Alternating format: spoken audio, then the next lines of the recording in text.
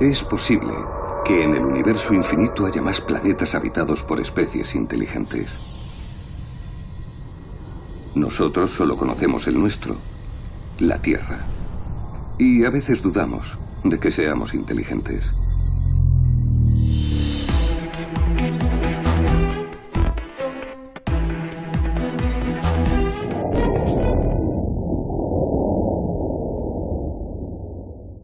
Por eso, quizá impresionados ante el espectáculo de destrucción y barbarie que habíamos sido capaces de hacer en lo que fue llamada Segunda Guerra Mundial, los países del mundo decidieron crear en 1945 la UNESCO, Organización de las Naciones Unidas para la Educación, la Ciencia y la Cultura, con la misión de salvar y conservar lo mejor de la humanidad.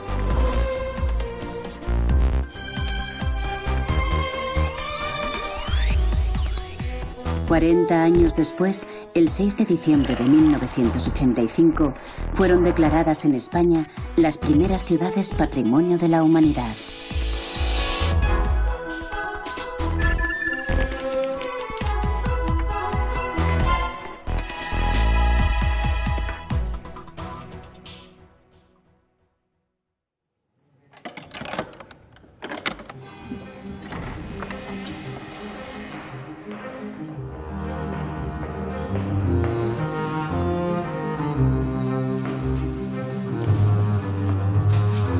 Hay ciudades que sueñan y nos hacen vivir sueños de piedra.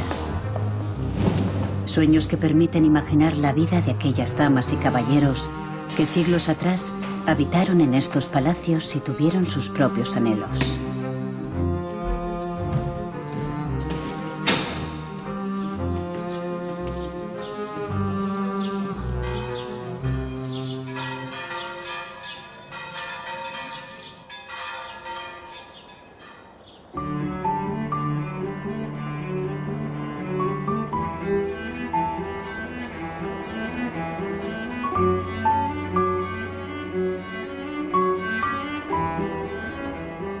Norba cae Sarina, Castra cae Cilia, Cáceres, Cáceres.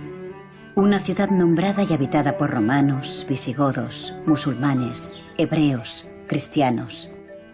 Pueblos que dejaron su huella en estos edificios, construidos unos sobre las esperanzas de los otros. Quizá todos tuvieron los mismos anhelos. La historia de Cáceres está tan presente en su arquitectura que basta colocar a María en la ventana de un palacio para que se despierten sueños de novelas. Películas de caballería que forman parte de nuestra memoria de infancia. La arquitectura también sueña y añade un valor sentimental al lugar. Cáceres es el tercer conjunto histórico mejor conservado de Europa. Una ciudad emblemática, patrimonio de la humanidad. ¿Sabrán los turistas que llegan a esta plaza la importancia de este lugar? ¿Por qué personas de todos los tiempos han escogido Cáceres para vivir?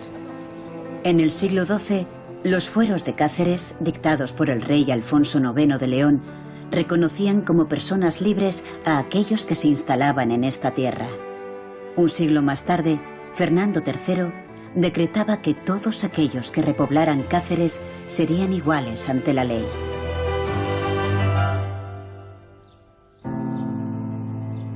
Daba igual que fueran cristianos, judíos o sarracenos.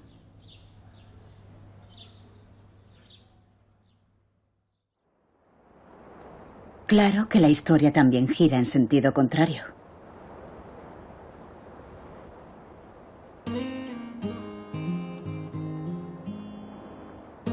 La Plaza Mayor es el límite que separa intramuros y extramuros.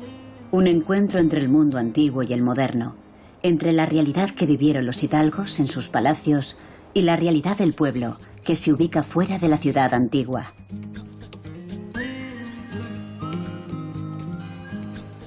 Hoy, en esta plaza, los cacereños se cruzan con turistas que llegan en busca de una experiencia medieval.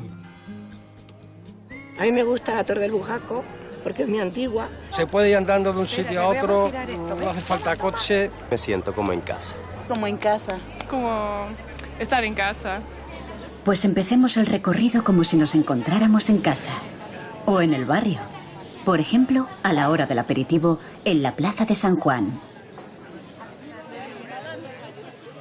Aquí está Leoncia, un símbolo de la mujer trabajadora que, en una ciudad de nobles y blasones, terminó ganándose la vida vendiendo periódicos.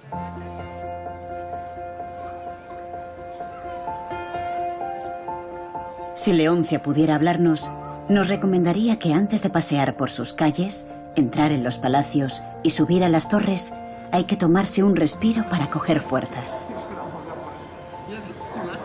Cada uno según sus gustos. La Plaza Mayor es también uno de los lugares perfectos para degustar cualquiera de las especialidades de la zona. Una torta del Casar, las migas o la perdiz de Alcántara. Desde este punto de encuentro, donde en el medievo se instalaron los mercaderes, se divisan algunos de los edificios emblemáticos de Intramuros. El Ayuntamiento, la Torre del Horno, de los Púlpitos y la Torre de Bujaco, una de las preferidas de los cacereños.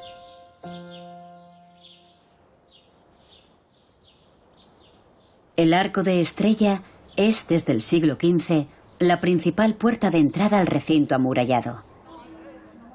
Pero esta forma del vano pertenece al siglo XVIII. Es obra del arquitecto y escultor Manuel de Lara Churriguera, a quien se le encargó abrir el arco para que pudieran llegar los carruajes al Palacio de Carvajal.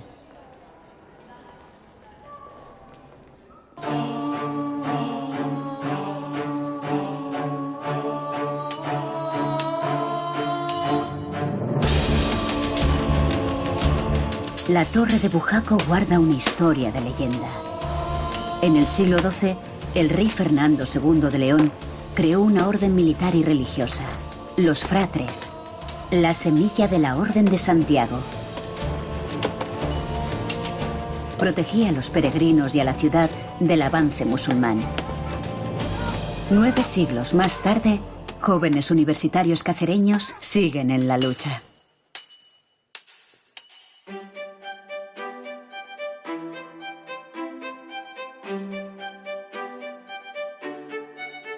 Cáceres es una de las ciudades europeas con más presencia de títulos nobiliarios. Ha sido denominada la ciudad de los 1001 escudos. La verdad es que cerca de 1300 blasones acuñan las fachadas y el interior de palacios y casas fuertes.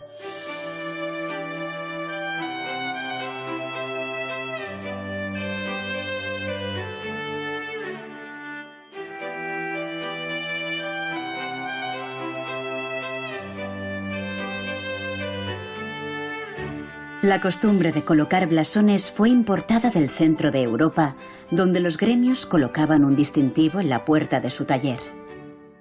Los nobles adoptaron esta forma historiada para informar a los soldados, que no sabían leer, de quién era su señor. Tras la conquista cristiana, las casas fuerte perdieron su carácter defensivo para transformarse en palacios de residencia.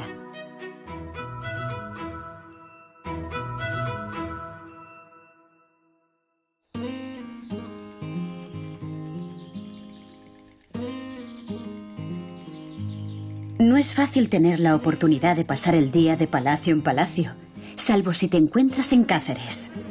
Entre todos los palacios destaca el de los Golfines de abajo. Construido en el siglo XV, sobresale la crestería plateresca de la fachada decorada con animales mitológicos. El palacio albergó a los reyes católicos cuando visitaron la ciudad. Como cualquier palacio que se precie, el de los Golfines guarda una leyenda de amor. Él, Alfón Golfín, un Romeo a quienes unos consideraban un cruzado y otros un salteador de caminos. Ella, María Gómez de Bello, hija del alcalde de Cáceres, que puso muchas condiciones al primer Golfín para que se casara con su hija. Fuera leyenda o realidad, la última y única heredera de los Golfines, la marquesa de Santa Marta, ha convertido el palacio en un museo.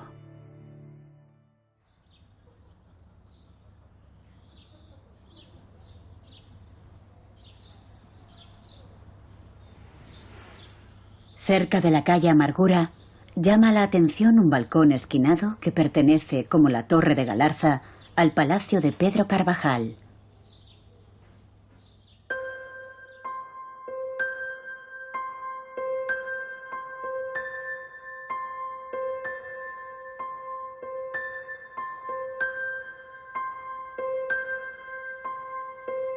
Hay que adentrarse en el patio para disfrutar de un auténtico lujo de los sentidos que invita a la contemplación.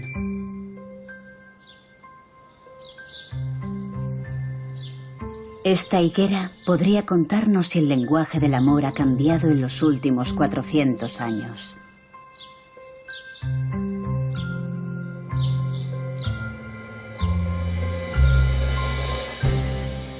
Claro que este escenario es mucho más que amores y finales felices.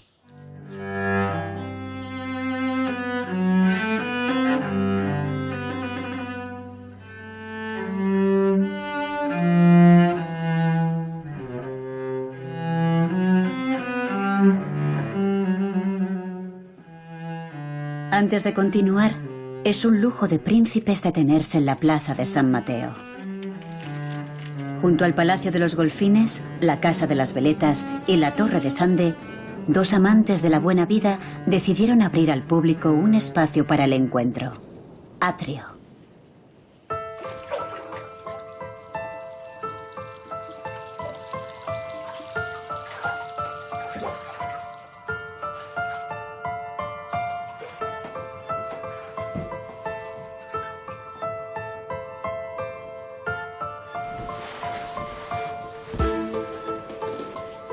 Un hotel y restaurante rehabilitado por Tuñón y Mansilla, que obtuvo el premio FAT de Arquitectura. El ambiente permite disfrutar como un hidalgo del siglo XXI.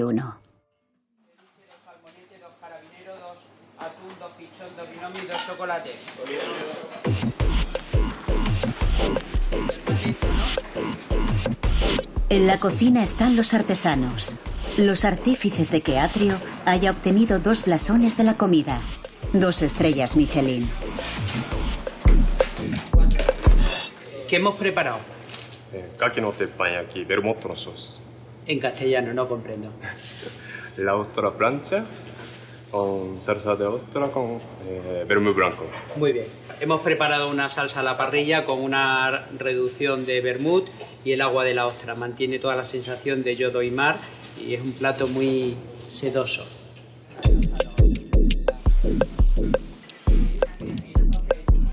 Mi postre favorito es este tocinillo del cielo, receta de las monjas de aquí al lado, que equilibra perfectamente un poco el dulce del tocinillo con el punto ácido del helado de yogur.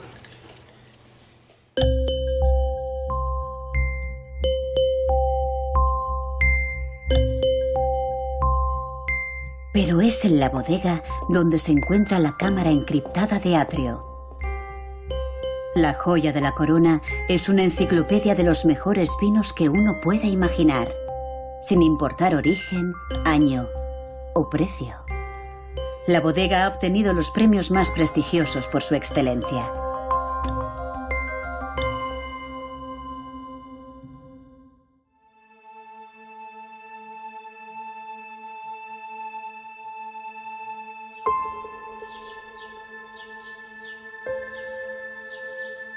Sigamos el camino de los hidalgos.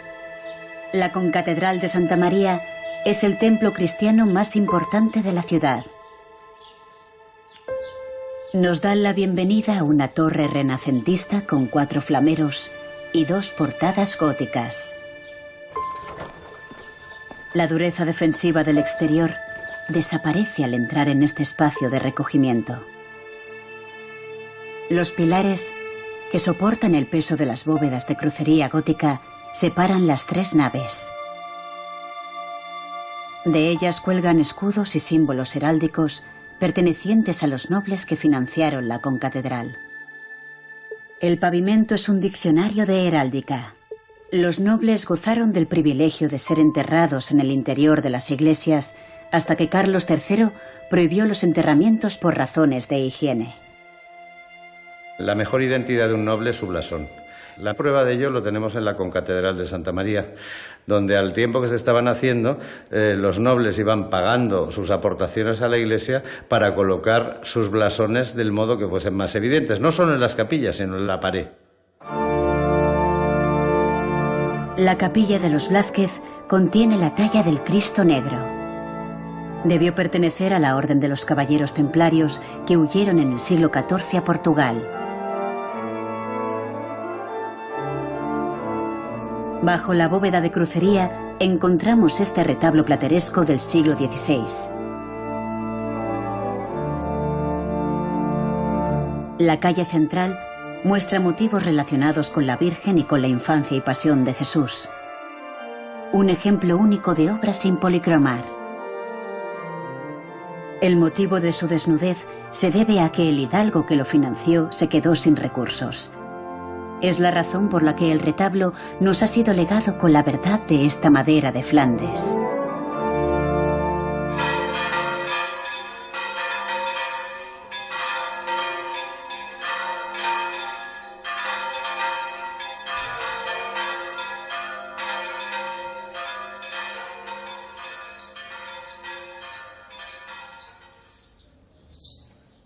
Cáceres de cine.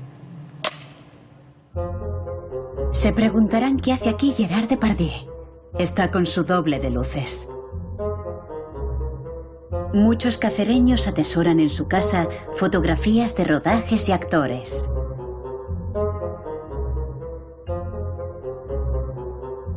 Desde los años 50, producciones nacionales e internacionales han aprovechado este escenario para sus películas. En Cáceres es difícil discernir entre ficción o realidad. Vamos a colocarnos así por aquí, porque vamos a ver este palacio. Bien, estamos delante del Palacio de Toledo Moctezuma. Comentaros que este palacio se construye en el siglo XV, la parte más baja y la parte más alta un poquito más tarde. Como veis, es diferente, es de ladrillo, se hace a finales del siglo XVI, primeros del siglo XVII. De la historia del palacio hay que contar que Isabel de Moctezuma es la hija del rey Moctezuma II, su nombre original era Tecuispo y toma el nombre de Isabel cuando se convierte al cristianismo. Isabel de Moctezuma tendrá unos affairs con Hernán Cortés y de ahí pues saldrá una hija ilegítima que ella, Isabel de Moctezuma, nunca llegó a reconocer.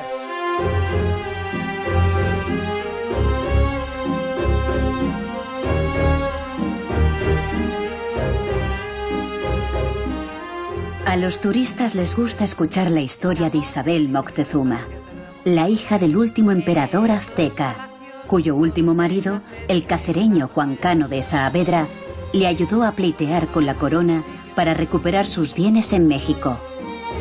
Lo consiguió. Nadie mejor que uno de sus descendientes para contarnos esa historia. Se han inventado 1000 historias sobre Isabel de Moctezuma. El traer a la realidad la vida de un personaje que tiene 5 maridos, que es 2 veces emperatriz de México, que tiene una hija natural con Cortés porque éste le promete matrimonio ante un cura y realmente incumple esa promesa y ella nunca reconoce a esta hija. Es un personaje clave para mí a la hora de entender la historia del México del virreinato. El Palacio de Moctezuma, vinculado con la conquista de México, es la sede del Archivo Histórico Provincial de Cáceres.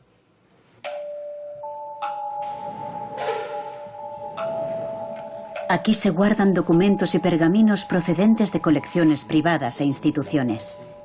Auténticos tesoros que nos narran la vida de la ciudad desde el siglo XII. En el laboratorio de restauración encontramos una Real Orden de Carlos IV, de 1803, firmada por el rey.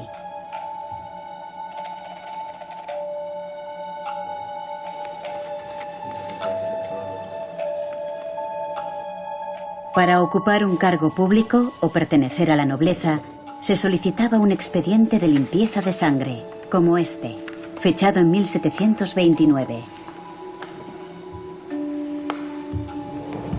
Gracias a su conservación, podemos conocer la demarcación judicial de los municipios, como el de la comarca de Villuercas, en el siglo XVIII.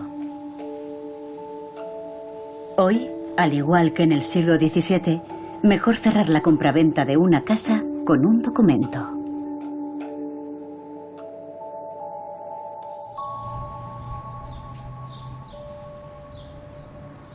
Junto a la grandiosidad de los palacios se encuentra un barrio humilde, San Antonio de la Quebrada, la antigua judería. El Arco del Cristo, uno de los pocos vestigios que quedan de la presencia romana, permite entrar al barrio hebreo, de paredes encaladas y grandes chimeneas de ladrillo. Calles sinuosas y pedregosas que los señores cristianos desecharon como no aptas para edificar sus palacios.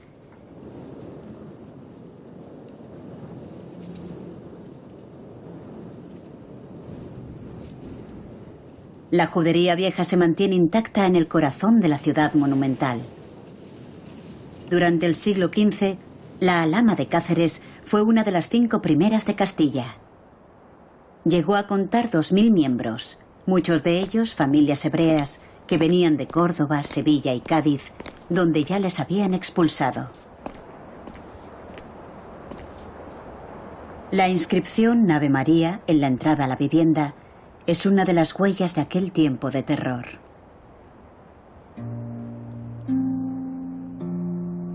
Los judíos debían hacer alarde de su fe cristiana, su única medida de protección.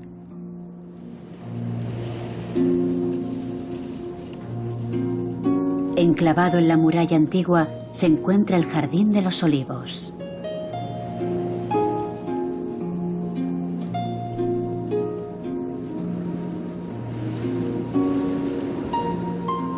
Posiblemente era un lugar de meditación y descanso después de salir de la sinagoga.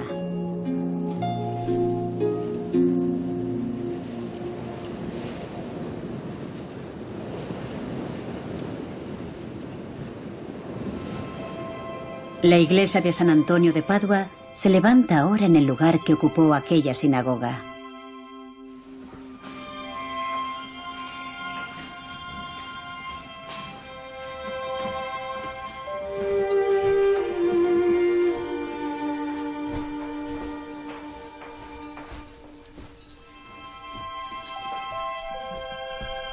Hasta aquí llega el olor de los dulces que elaboran las clarisas. Hay que comprar pronto, que se los quitan de las manos. Sí, buenas tardes, Nos de Dios. Hola, buenas tardes. Mire, quería perrunillas y yemas. Sí, una docena de cada. Sí, por favor. Así es, toda la respuesta. Muy bien, muchas gracias. Pero los tiempos han cambiado.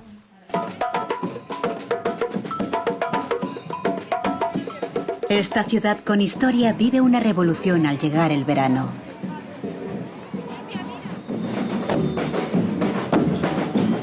WOMAD, el Festival Mundial de Música, Arte y Danza que el músico Peter Gabriel trajo a Cáceres, incentiva el respeto y el conocimiento entre las culturas. Durante un fin de semana al año, miles de personas disfrutan, codo con codo, en un festival que también se celebra en ciudades de los 5 continentes. Como el buen vino y la cerveza de barril, la música es un idioma universal que reúne a todo tipo de personas y demuestra el sinsentido del racismo. Una expresión de alegría que dura del día a la noche.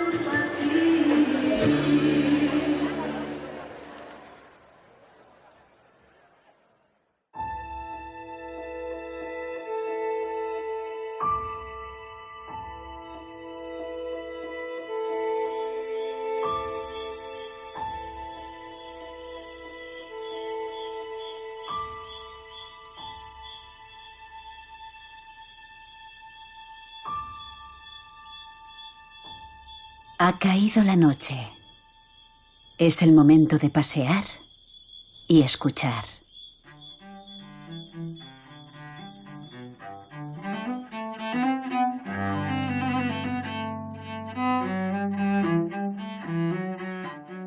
La penumbra de Cáceres, tan grata para artistas y pensadores, ha mantenido con las nuevas fuentes de iluminación la esencia de las antiguas. Una parpadeante lámpara de aceite, un candil, un rayo de luna.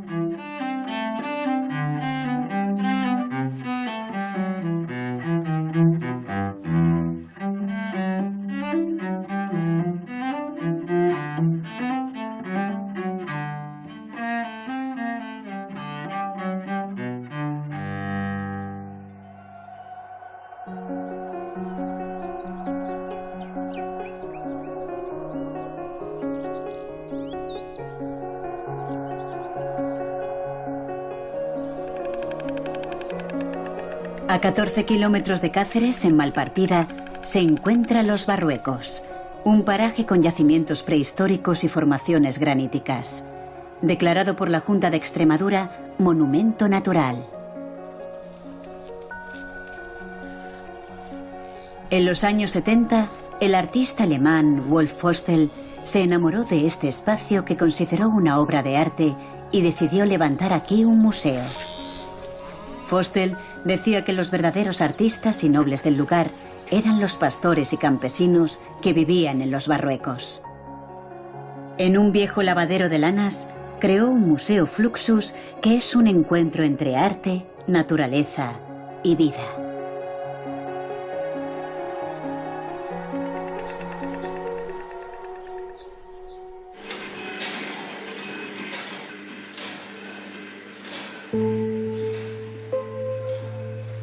Fostel, pintor, escultor, pionero de la instalación del videoarte y de la técnica de collage, padre del happening europeo y cofundador del movimiento artístico Fluxus. Pero antes de hablar del museo, hay que escuchar a la cacereña Mercedes Guardado. ¿Cómo nos conocimos, Fostel y yo? Pues fue en Guadalupe. Yo era maestra nacional, era mi primer puesto de trabajo. Y él vino a Guadalupe desde París. En París había visto la película de Buñuel, Las Urdes, y también conoció a un extremeño en París que le habló también del monasterio de Guadalupe, de los Zurbaranes, y eso también le llamó mucho la atención. Fostel llegó a Extremadura tras la estela del arte de Zurbarán y de Buñuel, pero encontró en este antiguo lavadero una expresión arquitectónica, un contenedor del arte Fluxus. Un movimiento que cuestiona el poder desde la celebración más lúdica de la existencia. En la filosofía Fluxus, cualquier ruido o acción cotidiana puede ser transformada en una pieza de arte. El museo muestra 250 obras. Entre los 31 artistas norteamericanos se encuentra un nombre carismático, Yoko Ono. Obras de arte realizadas con elementos de simbología fetichista como el coche, la televisión o el hormigón. Paseando por sus salas es posible imaginar lo bien que lo pasaban Fostel y sus amigos. Para Fostel el arte era lo más importante en la vida. Por eso él llama al arte vida y a la vida arte. El arte era para él tan importante que hasta antes de casarme me dijo, primero el arte y luego tú. Digo, pues sí, de acuerdo.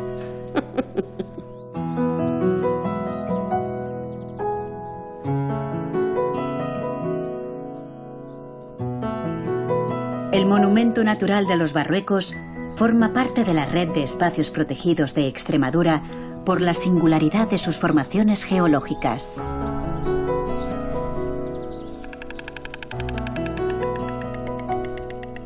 La cigüeña construye sus nidos sobre roca, sobre edificios, sobre árboles, también sobre grandes bolos graníticos.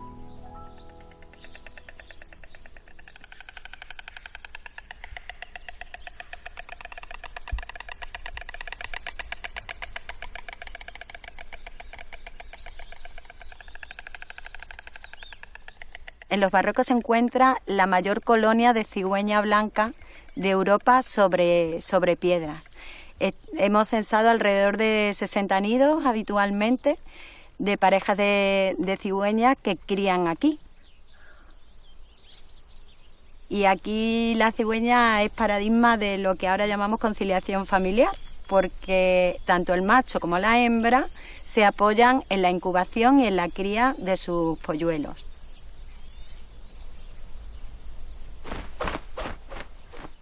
Como las aves, cada año viajan a Cáceres turistas decididos a vivir una experiencia única. Cualquier forma es buena para llegar a esta ciudad que se encuentra en el trayecto del Camino de Santiago y la Ruta de la Plata. Bonjour, merci beaucoup.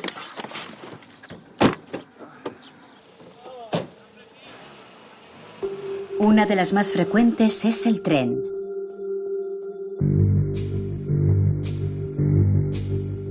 El ferrocarril llegó en el siglo XIX gracias al descubrimiento de las minas de fosfatos y a la necesidad de enviar el mineral a Lisboa, de donde partía hacia el Reino Unido y el norte de Europa.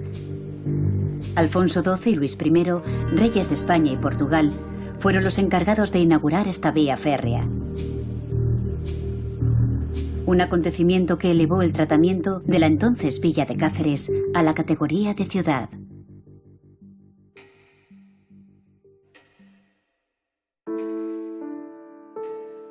Por primera vez llegaban compañías de teatro, periódicos diarios, la moda europea.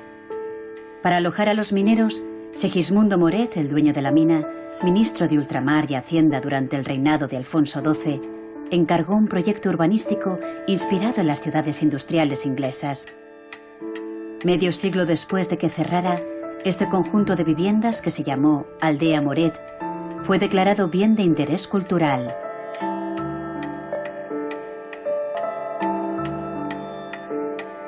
Algunos de aquellos mineros y sus hijos portan estas imágenes. Ellos también tienen sus blasones.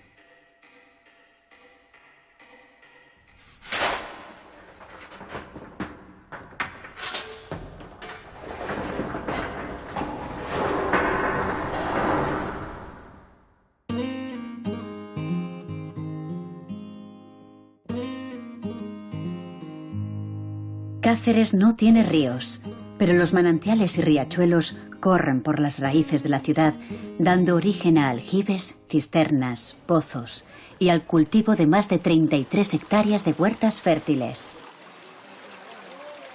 Durante la ocupación romana, la ribera del Marco debió ser la abastecedora principal de agua limpia. Pero fue durante el dominio islámico cuando el arroyo se aprovechó mediante sistemas hidráulicos.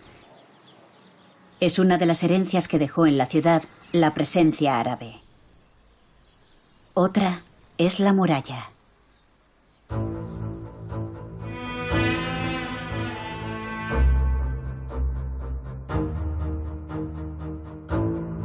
La muralla de adobe es principalmente almohade, una forma de defensa real y psicológica construida a finales del siglo XII para protegerse del avance cristiano.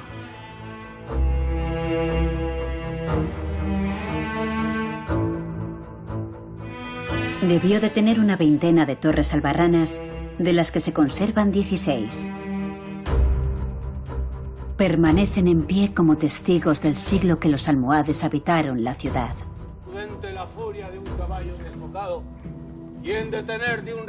Izucazris, Cáceres, donde hoy se va a celebrar el Festival de Teatro Clásico, ha sabido conservar este recinto andalusí para todos nosotros.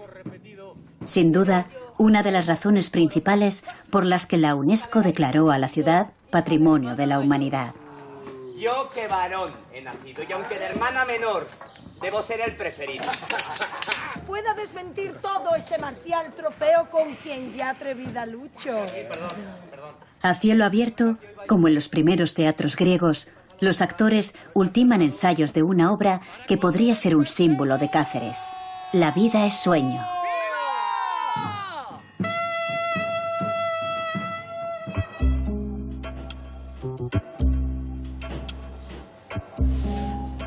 Obrar bien es lo que importa. Si fuere verdad, por serlo, y si no, por ganar amigos. ¡Para cuando despertemos!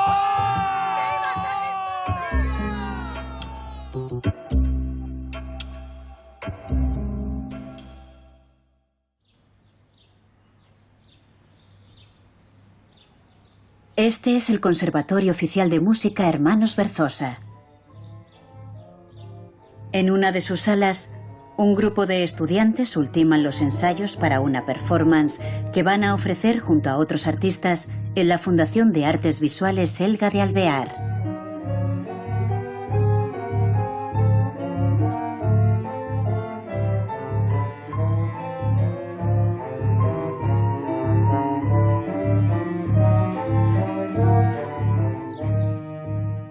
Con la voz humana empieza la música, pero quizá antes estuvo el canto de los pájaros.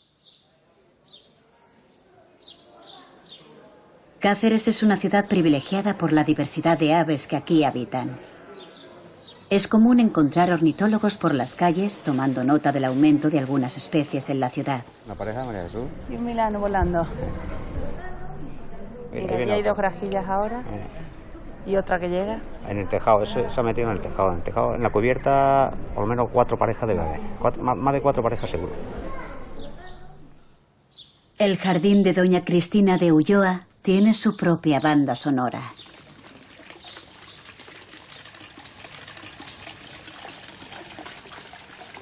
Basta con sentarse y escuchar.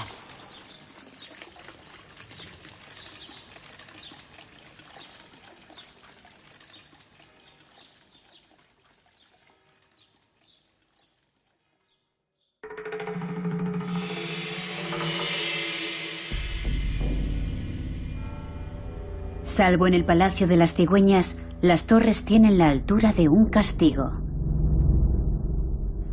La reina Isabel la Católica las mandó desmochar. Les rebajaron la altura. Se las descabezó. Quería humillar a los hidalgos que apoyaron a su sobrina, Juana la Beltraneja, en la lucha por la sucesión al trono.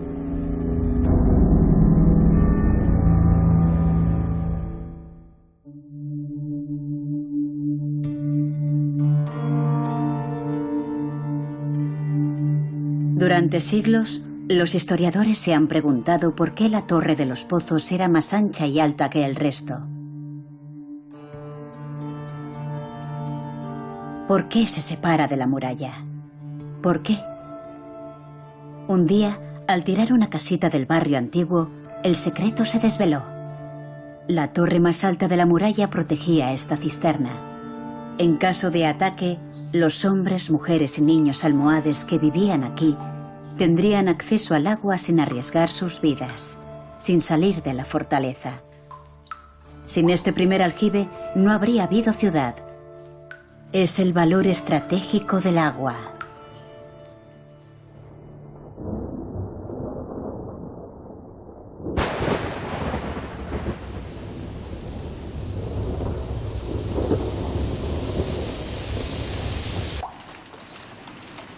Este otro aljibe, posiblemente de época posterior, es el segundo mejor conservado de Europa. Quizá no fuera un aljibe, sino una mezquita que perteneció al alcázar de la ciudad. En el siglo XV, sobre la arquitectura andalusí, se levantó el Palacio de las Veletas. En el sótano se encuentra esta huella de aquel pasado.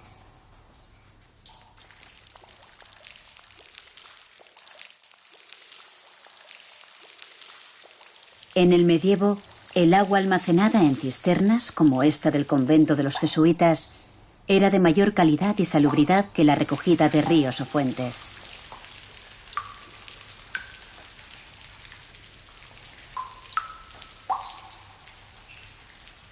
Hoy, igual que ayer, el agua decide la calidad de vida de una comunidad.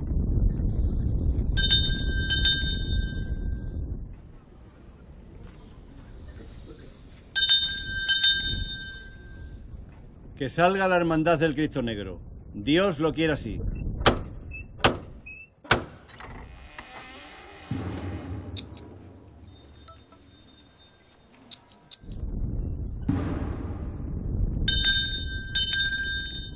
Semana Santa. La procesión del Cristo Negro transcurre por las calles más antiguas de Cáceres. Pocas ciudades ofrecen un escenario que permite revivir esta tradición que cuenta con 700 años de historia. Los mismos que la talla del Cristo Negro.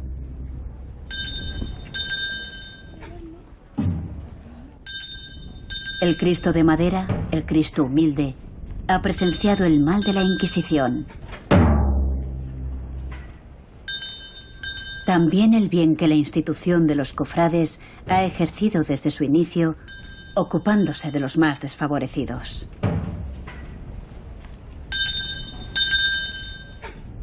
Ser cofrade. la gente no sabe muy bien lo que es ser cofrade. Eran las únicas entidades que atendían a los enfermos y a los condenados a muerte, a los desarraigados, a las personas abandonadas de la sociedad, quienes los atendían, quienes los enterraban, quienes los cuidaban. Eran los antecedentes de las actuales cofradías de penitencia. Son entidades que tienen 600 o 700 años de antigüedad. Tiene que haber un pozo, tiene que haber algo que justifique que una sociedad como la actual siga habiendo personas que creen que merece la pena hacer por eso.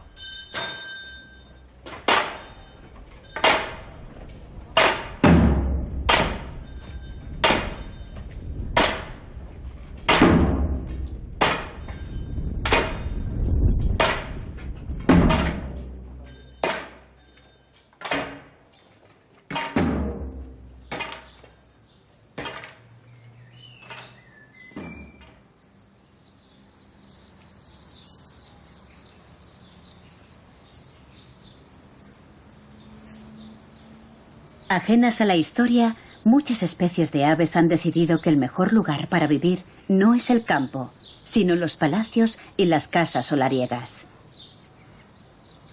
El corazón histórico reúne cerca de 52 especies. Cáceres ha sido declarada zona de especial protección para las aves por su diversidad. El caso de Cáceres yo creo que es un caso único en el mundo para demostrar cómo es compatible la conservación del patrimonio cultural y del patrimonio natural. Es cierto que hay muchas ciudades que están protegidas, pero Cáceres es la única de todas ellas que además tiene un nivel de protección por la presencia de aves, especialmente por su biodiversidad. Pocos lugares en el mundo mantienen esta armonía entre piedra y naturaleza. Claro que algunos inquilinos pueden resultar incómodos por exceso de perfección. La cigüeña blanca ha decidido instalarse con todo lujo en la ciudad. Y como le gustan las casas bien hechas, reforma y reforma su nido hasta amenazar las techumbres. Por suerte, también hay buenos vecinos. Bueno, el mejor ejemplo de un buen vecino en el caso de las aves lo tenemos en el cernícalo primilla. Es una especie que no da ruidos a sus vecinos, que no da problemas de suciedad. Aquí la ciudad de Cáceres aprovecha los múltiples huecos que hay en los edificios, tanto en las cubiertas como en los paramentos exteriores, para nidificar. Y ha sido el motivo fundamental por el que se ha declarado una zona protegida.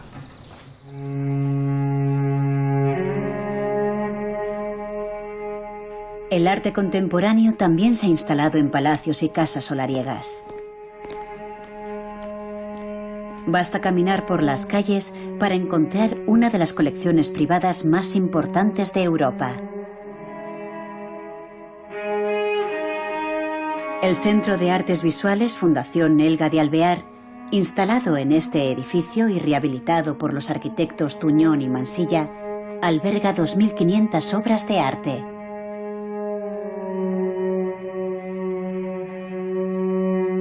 Auténticas joyas de los principales movimientos de vanguardia hasta la actualidad.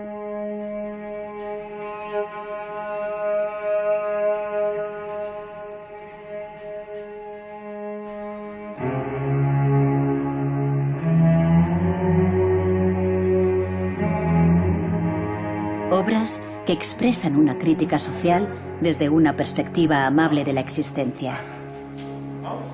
Según ella, una reacción a los horrores de la Segunda Guerra Mundial que vivió en su Alemania natal. Pero, ¿por qué Elga de Alvear ha escogido Cáceres para instalar su colección? Primero, que es una ciudad medieval, que tiene todo tan derecho y queda... Yo, además de que me han elegido a mí, no yo a ellos, porque he buscado por todos los sitios para tener un hueco para mi colección, pero ahora estoy absolutamente feliz porque es tan austera y toda esa alegría que mira aquí a mi alrededor, que son todos súper artistas, ya famosísimas, y que luego ves esa austeridad de esta ciudad. Yo creo que eso ha sido una suerte. A veces la suerte te coge a ti, no tú a la suerte. Hoy nosotros también estamos de suerte. Sigamos el camino de la música. Hay performance en el Centro de Arte. Los estudiantes y profesores del Conservatorio de Música y un grupo de voluntarios construyen juntos esta creación.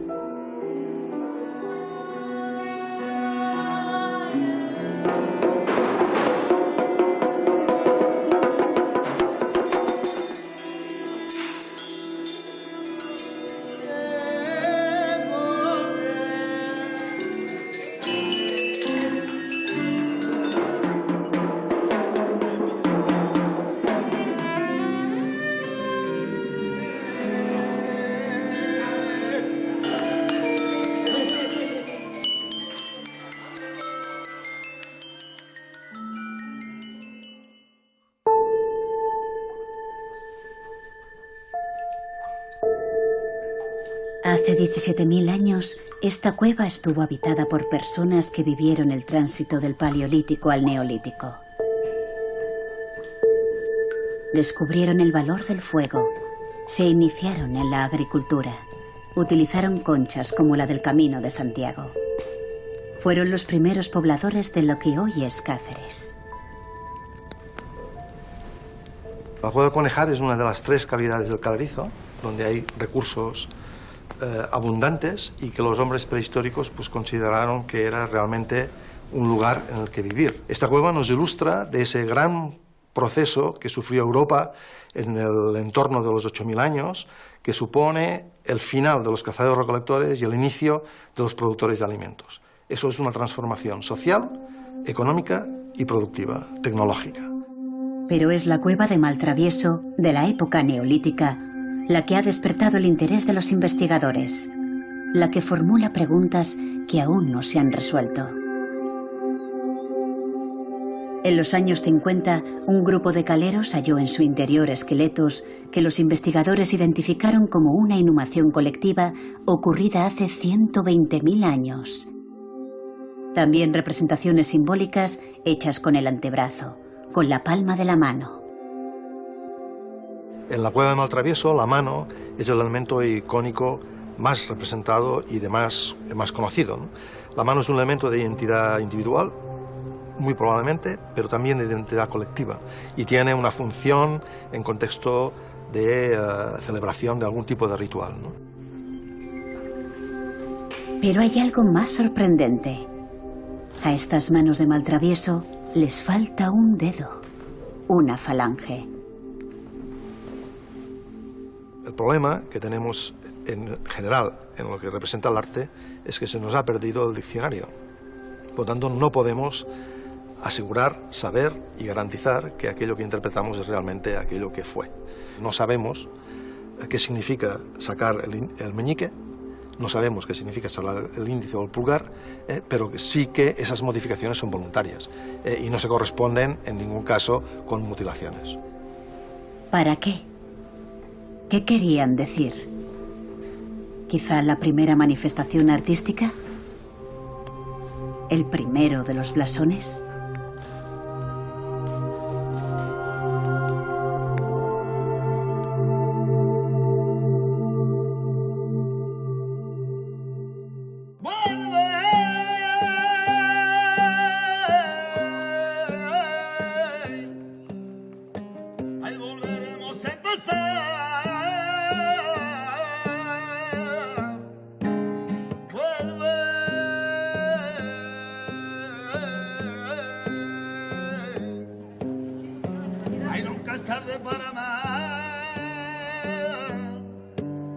Aquí nunca es tarde para amar. Dicen las crónicas que Cáceres nunca se olvida, que permanece en el recuerdo como una ciudad soñada, una ciudad que tatuó su historia en calles y palacios, en la querencia de la gente. Volver por su historia, por la naturaleza, por las personas que aquí habitan, por el placer de volver a Cáceres, patrimonio de la humanidad.